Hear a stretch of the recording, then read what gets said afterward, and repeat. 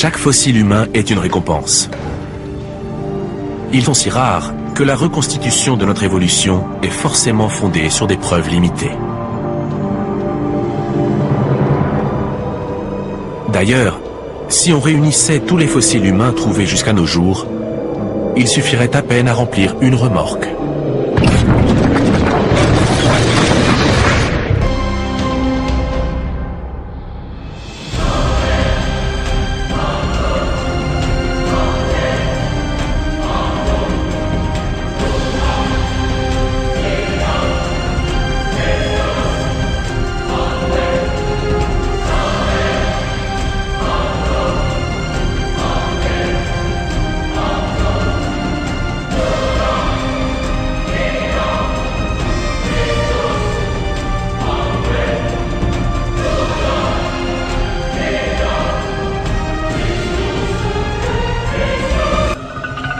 Le sphénoïde, c'est la clé de voûte. C'est sa forme qui a évolué au fil des millénaires. Et chaque fois qu'il a fléchi, il a entraîné l'apparition d'une nouvelle espèce de notre grande famille.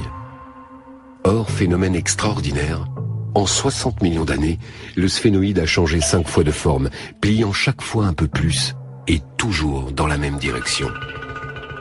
Comment comprendre la répétition d'un tel phénomène à des millions d'années d'intervalle ?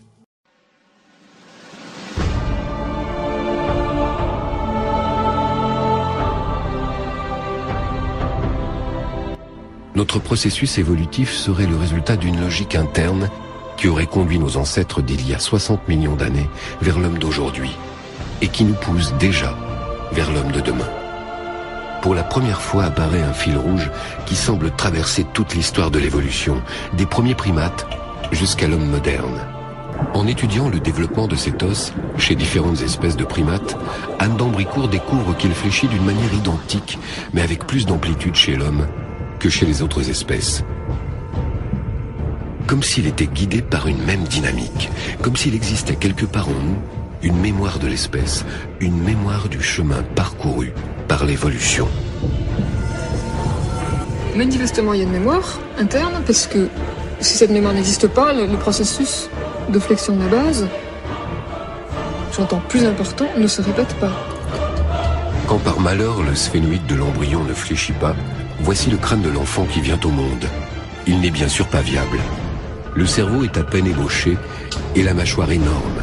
Des proportions qui rappellent de façon flagrante celles des crânes archaïques.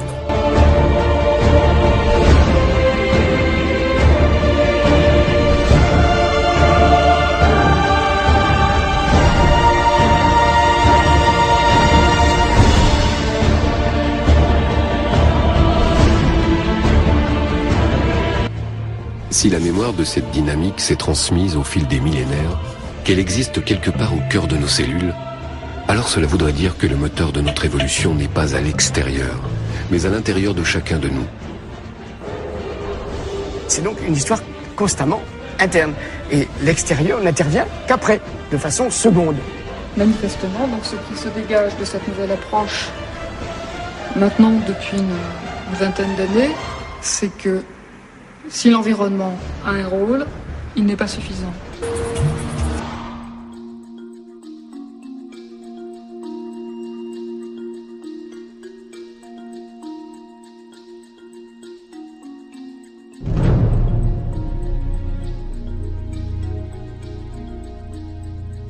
Cette affirmation du rôle prépondérant d'une logique interne s'oppose radicalement à l'hypothèse de l'adaptation au milieu comme principal moteur de l'évolution.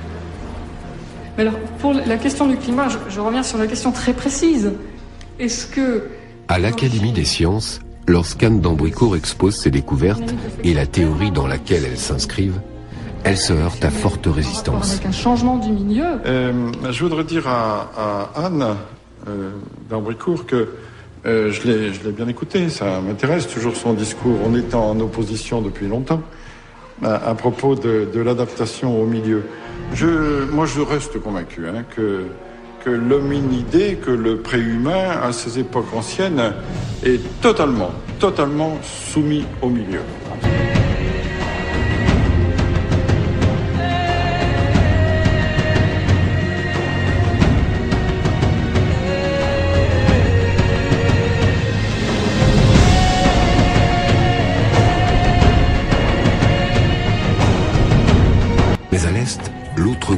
a dû s'adapter à un nouvel environnement, la savane.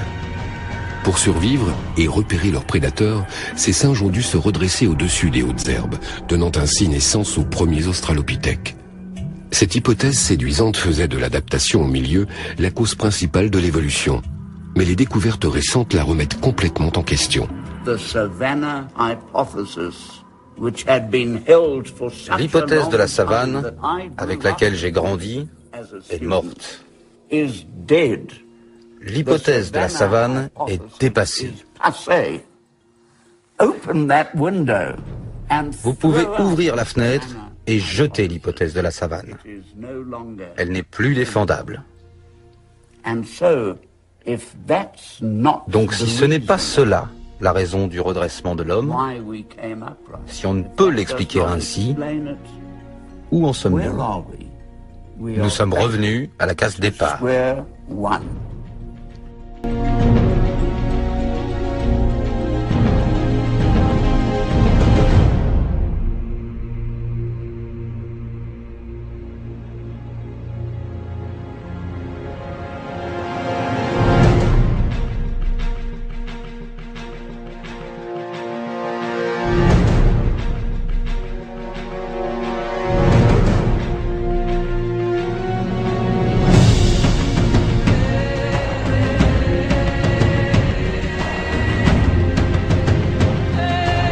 Quelle est cette logique qui conduit le sphénoïde et le crâne à se reconstruire partout et toujours dans le même sens?